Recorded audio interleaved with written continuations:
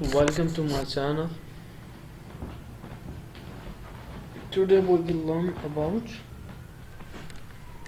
another important and amazing trick, reverse engineering. Simple and basic. You have to download an application, name is Art Money. So today we will reverse engineering of this pinball. As you can see, I started this game and it's running and my score is keep increasing. 7500. I'm gonna make it a little bit bigger. 12,000, 14,000, 14 and 414500. Okay, so pause this game and now open that software Art Money. You can download it from Google. Continue. Now go to search. Okay, first you have to select the process 3D pinball, which process is running on the Windows. You have to select the game 3D pinball. Okay, now go for search integer value. You have to enter the 15500. You have to enter the score. Enter the score here, 15500. Okay, as you can see 30 places found where this score is saved in this game. So we have to manipulate that number. So to get that number we have to be very specific. We can't replace 30 numbers, 30 places. So for that we have to go again.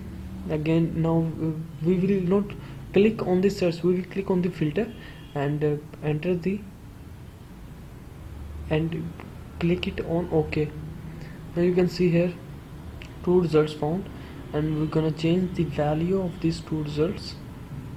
As you can see, I'm gonna enter it 758990. Okay, on these 2 values our game score is being saved, so we are manipulating these values. As you can see, there is address. That address is assembly language. Okay, now we continue the game. My score is still same, it's not working. Let me go to check what happened with software. Go to software. As you can see, value 1 is not okay, so I'm gonna do it again. I'm gonna change it to multiple times. Okay, now its value is okay, it's not changed. Now if I play a game, as you can see, score is increased 100x. You can change it to maximum level. Here I'm gonna show you to value, change it to 9988. okay, it's not saved. Gonna write it again. Okay, same here.